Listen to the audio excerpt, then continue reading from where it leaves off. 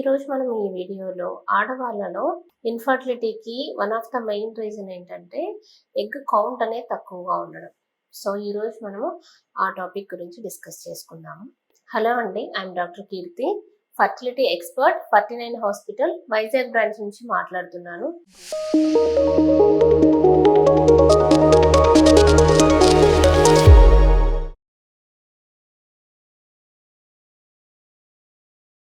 So యూజువల్గా ఏంటంటే మనకి ఆడవాళ్ళలో right ovary and left ovary 2 ovaries ఉంటాయి.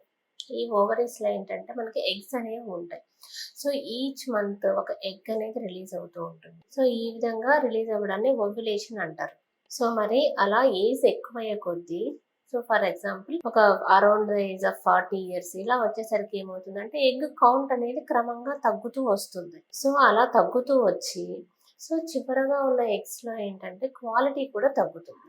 సో ఇప్పుడు అలాంటి ఏజ్లో అంటే ఒక 35 ఇయర్స్ తర్వాత ప్రెగ్నెన్సీ ప్లాన్ చేసుకునేటప్పుడు మెయిన్గా ఎదురయ్యే సమస్య ఏంటంటే ఈ ఎగ్ రిజర్వ్ అనేది తక్కువగా ఉండడం. సో ఇది నార్మల్గా జరిగే ప్రాసెస్. బట్ కొంతమంది పేషెంట్స్కి ఏంటంటే even at the age of ఒక 25-26 ఇయర్స్ కూడా కొంచెం ఎగ్ కౌంట్ తక్కువ ఉంది అని చెప్పి ఈ మధ్య చాలా మంది పేషెంట్స్ ఇదే కంప్లైంట్ తో వస్తున్నారు. సో మరి ఇలాంటి ప్రాబ్లమ్ కి ఎలాంటి ట్రీట్మెంట్స్ ఉన్నాయి అనేది ఈ వీడియోలో చూద్దాం. సో యూజువల్ గా ఏంటంటే తక్కువ ఉంది, అండాల సంఖ్య మీకు తక్కువ ఉంది అంటే ఫస్ట్ ఎంత తక్కువ ఉంది అని తెలుసుకోవడం ఇంపార్టెంట్. దీనికి మీరు చేయాల్సిన మెయిన్ థింగ్ ఏంటంటే యూజువల్ గా మీరు ఫర్టిలిటీ డాక్టర్ ని కన్సల్ట్ అయినప్పుడు మీకు ఫస్ట్ ట్రాన్స్వెజైనల్ సోనోగ్రఫీ అంటే ఒకసారి అల్ట్రాసౌండ్ స్కానింగ్ అనేది చూసి మీ మెయిన్గా ఎగ్స్లో ఎంత రిజర్వ్ ఉంది అని చూడాల్సి ఉంటుంది. యూజువల్గా అయితే ఒక రైట్ ఓవరీలో అరౌండ్ ఒక 6 to 8, లెఫ్ట్ ఓవరీలో ఒక 6 to 8, సో అలా ఆల్మోస్ట్ ఒక 12 to 13 ఎగ్స్ ఉంటాయి. మరి ఈ ఎగ్స్ ఏజ్ పెరిగే కొద్దీ తగ్గుతూ ఉంటాయి. ఫర్ ఎగ్జాంపుల్ మీ ఏజ్ ఒక 25 ఇయర్స్ ఉంది, 25 ఇయర్స్లోనే మీ ఎగ్ కౌంట్ అరౌండ్ ఒక 6 ఉంది అంటే రైట్ లో ఒక 3 ఎగ్స్, లెఫ్ట్ లో ఒక 2 to 3 ఎగ్స్ ఉంటే మీకు కౌంట్ డెఫినెట్ గా తగ్గినట్లు. సో అది ఎంత పర్సంటైల్, ఎంత సెంటైల్ ఉంది అని ఒకసారి చూసుకుంటాం అనమాట. సో దెన్ ఒక బ్లడ్ టెస్ట్ కూడా ఉంటుంది, anti Mullerian hormone AMH test అని. సో ఈ టెస్ట్ లో కూడా మనకి ఎంత వాల్యూ ఉంది అని మనం ఒకసారి కోరిలేట్ చేసుకోవాల్సి ఉంటుంది.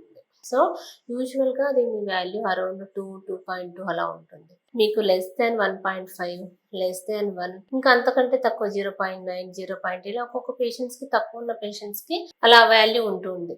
సో మెయిన్గా మీ స్కాన్ అండ్ AMH వాల్యూ ఈ రెండింటిని కోరిలేట్ చేసుకొని దెన్ మెయిల్ ఫ్యాక్టర్, సో ఈ మూడింటిని కోరిలేట్ చేసుకొని మీకు ట్రీట్మెంట్ అనేది అడ్వైస్ చేయాల్సి ఉంటుంది. ఫర్ ఎగ్జాంపుల్ మీ ఏజ్ ఒక 25 years but egg count around ఒక 6 to 7 ఉంది, AMH వాల్యూ ఒక 1.2 ఇలా ఉంది అనుకోండి, mail factor everything normal.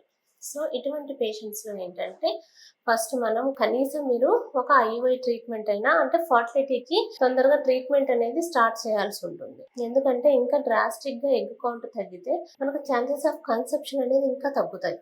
So at least first IUI treatments ఇలాంటివి ప్రెగ్నెన్సీకి మీకు ప్లాన్ చేయడానికి ట్రై చేయాల్సి ఉంటుంది. అవి వర్కౌట్ అవ్వకపోతే కొంచెం ఫాస్ట్గానే ఒక 2 or 3 సైకిల్స్ చూసిన తర్వాత IVF ట్రీట్మెంట్కి ప్రొసీడ్ అవ్వాల్సింది.